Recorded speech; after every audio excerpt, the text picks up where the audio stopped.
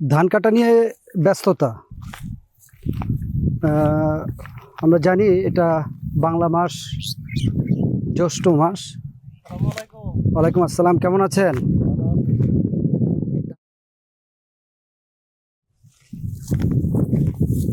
তো এই যে গ্রামের মানুষ,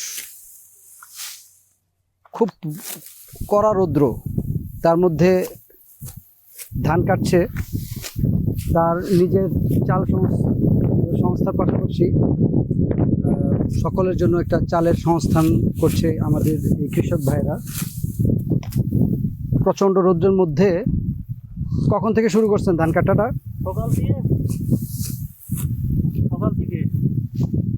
সকাল থেকে।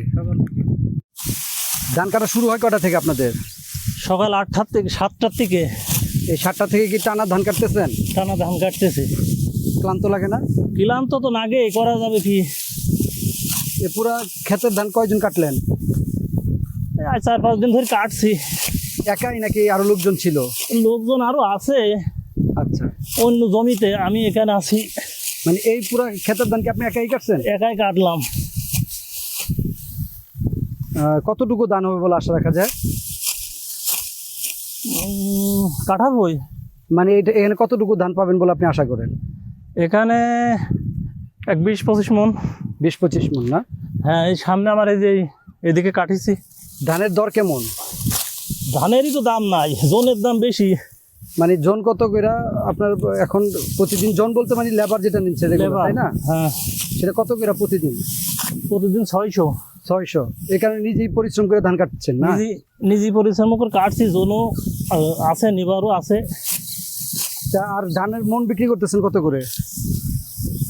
এই 1200 কমও হচ্ছে।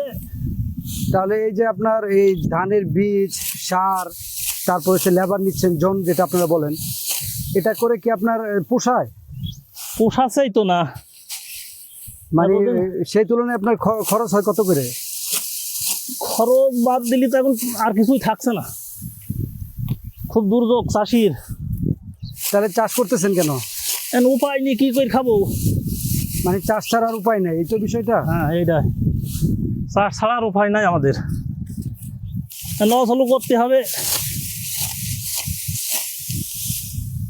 তার মানে আপনার যে পরিশ্রম করে ধান লাগাচ্ছেন, তারপর হচ্ছে সার, সেচ এবং লেবার সহ আসলে ধানের যে দাম পাচ্ছেন এটা ন্যায্য না? ন্যায্য নাই, ন্যায্য দাম না। না, ন্যায্য হলে তো অন্তত 50 ধান 2000 করে বেচার দরকার।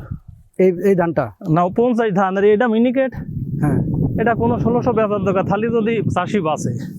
তা না হলে তো আপনাদের খুব ক্ষতি হয়ে যাবে। খুব ক্ষতি। জি, ধন্যবাদ আপনাকে। আমরা পাশের আরেকটি জমিতে দেখতে পাচ্ছি কৃষক ভাইরা ধান কাটছে। আমরা তাদের সাথে একটু কথা বলবো। ধান কাটা প্রায় কমপ্লিটের মতো তো, তাই না? হ্যাঁ, কমপ্লিট হয়ে গেল।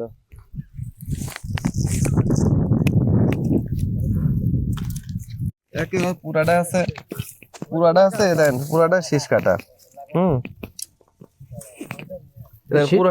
শীষ কাটা বলতে এটা কি বোঝাচ্ছে? এটা হচ্ছে পোকা আছে, শীষ কাটি দিছে, শীষ কাটি দি এই ধান একে শুকাই গেছে, দেখছেন?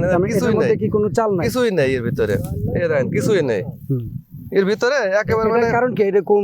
এটা হচ্ছে এটা ওই যে রোগে এরম হয়েছে, পোকায় কাটে এটা হয়েছে।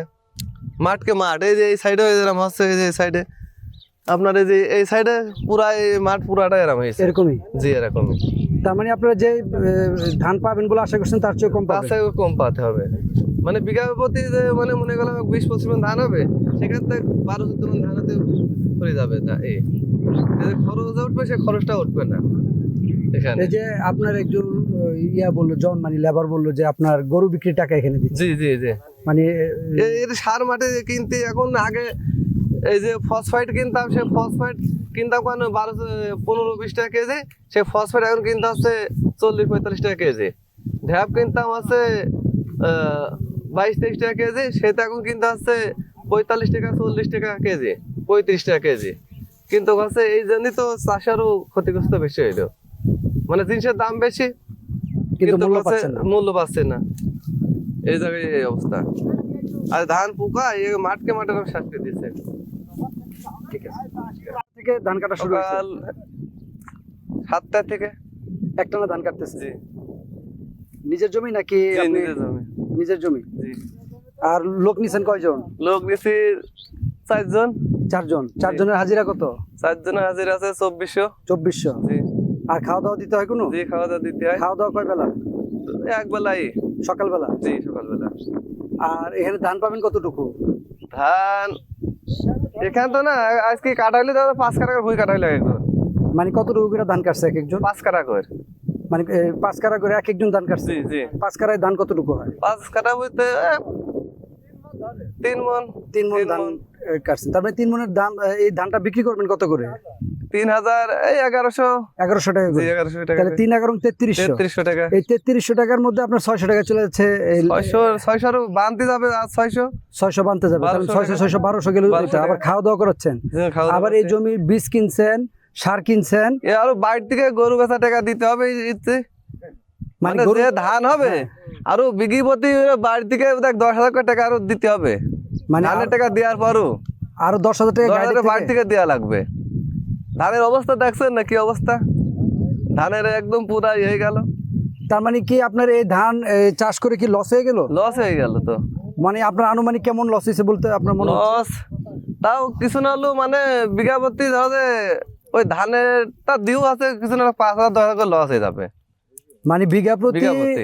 5,000 10,000 টাকা লস। লস হয়ে যাবে। তাহলে এই যে আপনি যে পরিশ্রম করলেন, জি। অক্লান্ত পরিশ্রম, দেখলাম যে সূর্যের মধ্যে প্রচন্ড রৌদ্র এখন, তারপর আপনার পুরো শরীর ঘেমে গেছে, তারপর বৃষ্টি তুফানের মধ্যে এখানে আসছেন, তা তো হয়। সার দিছেন, জি। সেচ দিছেন, হুম।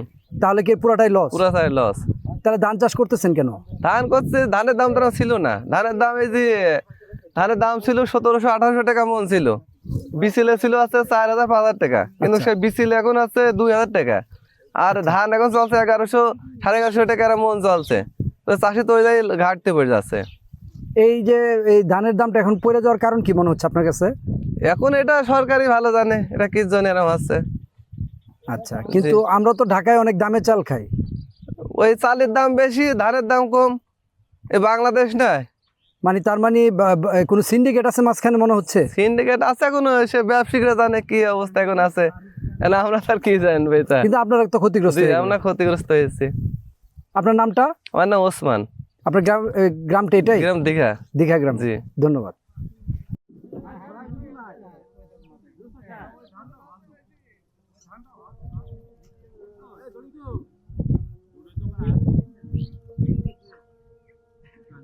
ধান কেমন হইলো? ভালো হয়েছে না?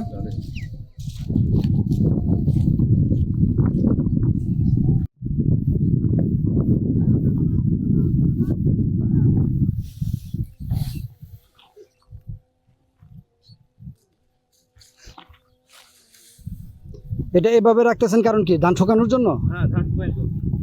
ধান শুকানোর জন্য এভাবে রাখা হচ্ছে না? তারপর এটা শুকানোর পর মুঠা মুঠা করে আবার শুকানোর পর কি করবেন এটা? এই যে দেখুন, শুকানি পরে এলো বাড়ি মানে আটি বাঁধতে হবে। আটি বাঁধার পর আটি বাঁধার পর বাড়ি নিয়ে যেতে হবে। তারপর এটা কি ভাঙান কোথায়? বাড়ি বাড়িতেই ভাঙান। ধান শুকানোর পর ওই যে আটি বাঁধছিল তারা, সে আটি বাঁধা ধান তারা এখন মহিষের গাড়িতে উঠাচ্ছে। আর এই সুযোগে মহিষ ক্ষেত থেকে কিছু ধান খেয়ে নিচ্ছে।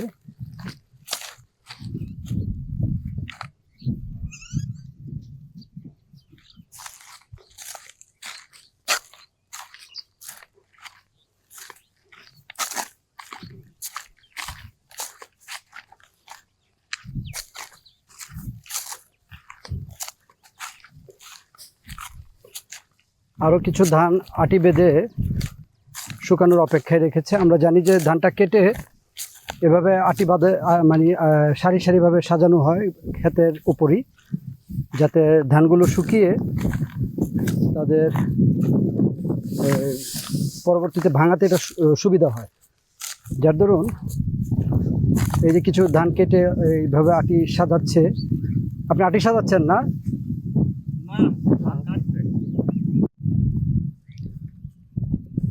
যে আটিগুলো শুকিয়েছে সেগুলো এখন তাদের বাড়িতে নেওয়ার জন্য এই গাড়িতে সাজাচ্ছে এবং মহিষের গাড়ি দিয়ে সেগুলো তাদের গন্তব্যে নেবে। ধান বাঁধার পর, ধান ওঠানোর পর এটা টাইট করে বাঁধ দেওয়া হচ্ছে।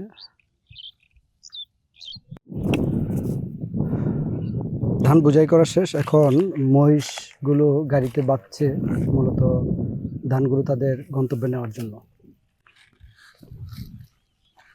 স্বপ্নের বোঝাইকৃত ধান নিয়ে কৃষক যাচ্ছে বাড়িতে, তবে সেই স্বপ্নের ধান তার মাথায় এখন অনেকটা ঋণের বোঝা হয়ে ফিরছে।